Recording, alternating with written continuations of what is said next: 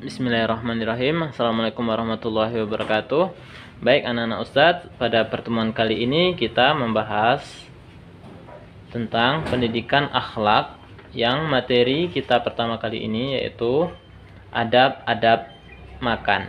Jadi makan adalah kebutuhan kita sehari-hari. Ada yang makannya 2 kali sehari, 3 kali sehari, ada yang lebih ya. Tapi yang paling penting kita harus perhatikan adab-adab makan. Apa aja itu adab-adab makan?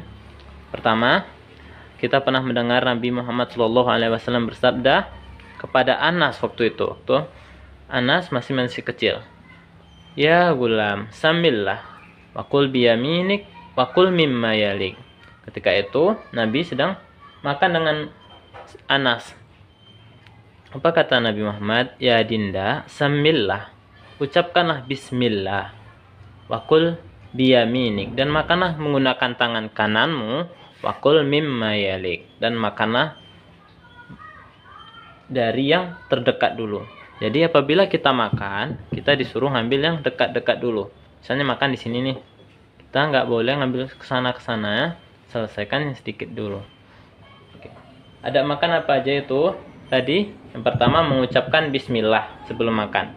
Ingat, sebelum makan kita harus mengucapkan bismillah. Jangan sampai kita makan lupa baca bismillah sehingga jin-jin dia ikut makan, sehingga tidak ada keberkahan ketika kita makan ya. Yang kedua, makan harus dalam keadaan duduk. Ini sering kita dapati.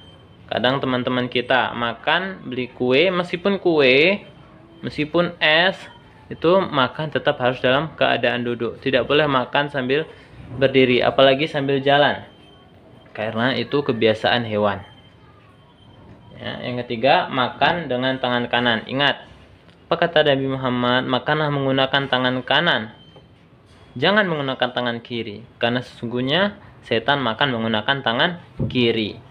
Jadi anak Ustadz, apabila selama ini makan menggunakan tangan kiri, paksakan untuk menggunakan tangan kanan ya. Jangan menggunakan tangan kiri lagi. Dan makan dari arah pinggir, tidak dari tengah. Ini makan dari yang tepi-tepi dulu, pinggir-pinggirnya dulu. Jangan ambil sana, ambil sini, ambil sana, ambil sini. Makan yang dari tepi-tepi dulu. Nggak boleh diacak-acak makanan itu ya. Itu yang diajarkan oleh Nabi. Setelah itu apa lagi? Tidak boleh meniup makanan dan minuman. Nah, ini sering terjadi nih, apabila makanannya panas ditiup. Nah, ini selain melanggar sunnah, juga dalam ilmu kesehatan ini juga tidak baik. Kenapa? Karena bisa menimbulkan penyakit kanker. Nanti anak Ustadz bisa tanyakan ke dokter kalau nggak percaya. Dan selain itu apalagi, tidak boleh mencela makanan. Seperti apa mencela makanan nih? Misal, ini ada makanan, ternyata makanannya nggak kita sukai, kita cela makanannya. Aku nggak mau makan inilah, nggak enak, rasanya aneh. Nggak boleh seperti itu ya. Kalau apa yang diajarkan Nabi, apabila makanannya tidak suka, Nabi mendiamkannya, tidak mengambilnya. Seperti itu harusnya. Kita tidak boleh mencela makanan meskipun kita tidak menyukainya. Jika berselera, silakan dimakan. Jika tidak ada selera, silakan dia meninggalkannya, dan tidak boleh baginya untuk mencela makanan. Nggak suka, waduh aku nggak lama ini itu apa ya. Nggak boleh seperti itu ya. Setelah itu apalagi, yaitu duduk dengan siapapun ketika makan, baik dengan anak kecil, dewasa, orang kaya atau miskin, sama-sama. Karena di situ kita bisa melihat kerendah hatian kita. Ini dia, menjilat jari dan sisa makanan. Jadi kita disunahkan menjilati jari-jari kita setelah selesai makan. Rasulullah SAW bersabda, jika salah satu di antara kalian makan, maka janganlah dia bersihkan tangannya sehingga dia jilati atau dia minta orang lain untuk menjilatinya. Jadi kita disunahkan untuk menjilat tangan kita ya, sebelum kita cuci, bersih tangan kita. Maksudnya kita menjilati tangan orang lain, maksudnya apa? Istri menjilati tangan suami atau suami menjilati tangan istri. Disunahkan karena Nabi juga pernah menjilat tangan Aisyah. Boleh juga seorang ibu menjilati tangan anaknya. Seorang anak boleh menjilat tangan ibunya itu untuk pertambahan rasa cinta, untuk bisa menumbuhkan rasa kasih sayang antara keluarga kita. Kenapa disuruh menjilati anak-anak Ustaz? Karena kita tidak tahu dari mana keberkahan itu datang. Makanya kita disuruh untuk menjilati tangan-tangan kita. Dari sisi medis sendiri, dijelaskan oleh Dr. Charles di Amerika bahwa makan menggunakan tangan dan menjilati jari jemari sesudahnya memiliki manfaat kesehatan. Asal sebelum makan dicuci dulu ya. Dokter ini mengakui bahwa di sela-sela jari manusia, ini mengandung enzim renase namanya.